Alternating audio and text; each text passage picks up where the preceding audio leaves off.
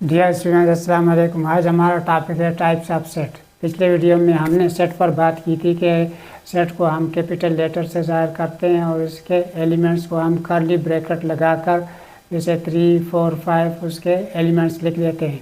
फिर हमने ये भी डिस्कस किया था कि अगर कोई सेट बी हो और उसके एलिमेंट्स ये हों 4, 5 हों तो इस सूरत में बी को ए का सबसेट कहेंगे, यानी कि B is a subset of A. और हम इस तरह लिख लेते हैं B is subset of A. दोनों सिंबल इस्तेमाल कर सकते हैं, लेकिन अगर हम किसी सेट के तादाद मज़ीद बढ़ाएं यानी कि 3, 4, 5 लिख दें तो इस सूरत में भी डेफिनीशन के मुताबिक ये ठीक है, यानी कि सी इज़ ए सबसेट ऑफ ए। लेकिन इस सूरत में ये इम्प्रॉपर सबसेट कहलाया जाएगा। इम्प्रॉपर सबसेट के लिए ये वाला सिंबल लाजमी है, बाकी सबसेट के लिए हम पे डिपेंड है। अगर ये लिखें तब भी सही है और अगर ये लिखें लकीर नीचे ना लगाएं तो ये भी ठीक है।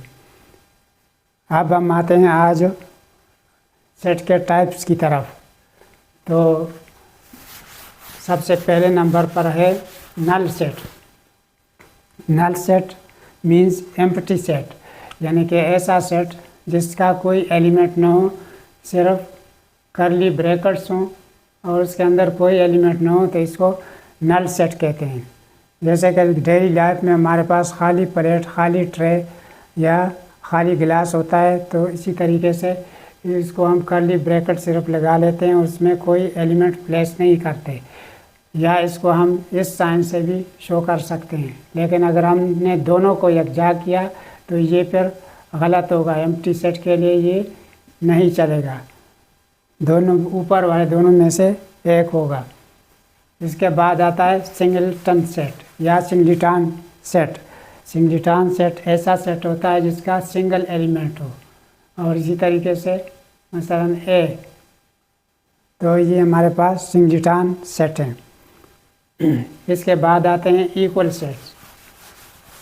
इम्प्रॉपर सबसेट की सूरत में हमने पढ़ा था कि अगर हमारे पास कोई सेट हो ए और उसके कान हो 5, 6, 7, 8, इसी तरह कोई और सेट हो हमारे पास, उसके एलिमेंट्स हों 7, 8, 6, 5, क्योंकि एलिमेंट्स को की जो आर्डर है उसको चेंज करने से सेट पर कोई असर नहीं पड़ता। तो अब ये सारे के सारे उसमें पाए जाते हैं, तो इस सूरत में बी हमारे पास इम्प्रॉपर सबसेट है ए का। इसी तरीके से A is improper subset of B, तो इस सूरत में हम कहेंगे कि ये सेट इक्वल हैं।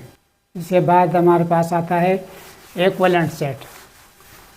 इक्विवेलेंट सेट में हमारे पास सिर्फ और सिर्फ तादाद बराबर होनी चाहिए, बाकी उसका जो असल है वो कुछ भी हो। जैसे ए हमारे पास ये है और बी है हमारे पास सी, डी, ई, तो इस सूरत में एलिमेंट्स की तादाद बराबर है, तो ये ए और बी हमारे पास इक्विवेलेंट सेट्स हैं। उसके बाद आता है ओवरलैपिंग सेट्स। ओवरलैपिंग सेट्स अगर हमारे पास हो एक सेट 7, 8, 9 और दूसरा सेट हो हमारे पास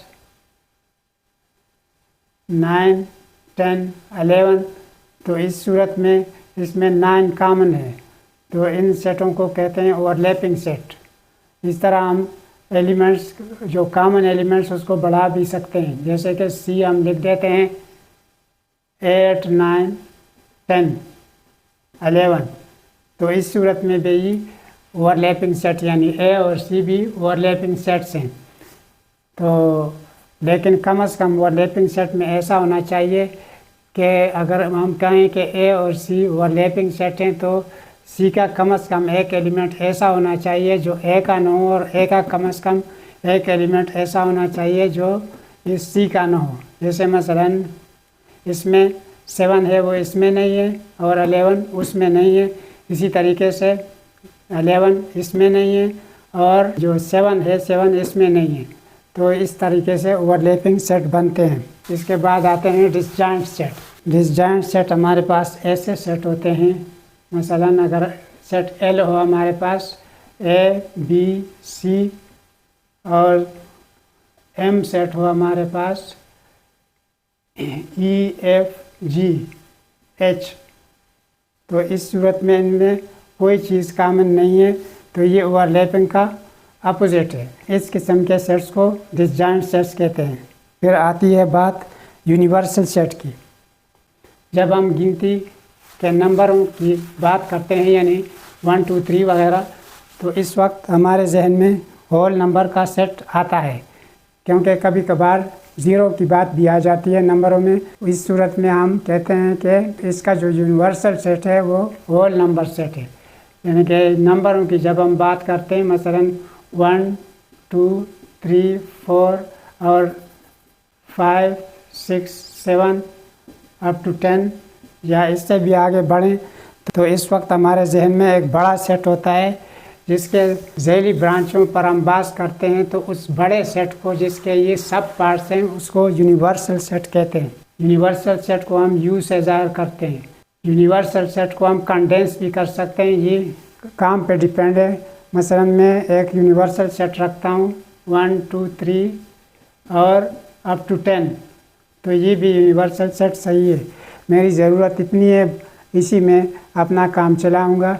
मसलन एक सेट लिखूँगा मैं, ए इज इक्वल टू 1 3 5 7 9, मुझे बस इतने की ज़रूरत थी है। इसी तरह अगर मैं लिखूँ 2 4 6 8 10, तो ये सारे मेरे इससे इजाफी नंबरों की ज़रूरत नहीं है, तो इस सूरत में भी इसको यूनिवर्सल सेट कहेंगे। फिर आता है कम्प्लीमेंट्री सेट।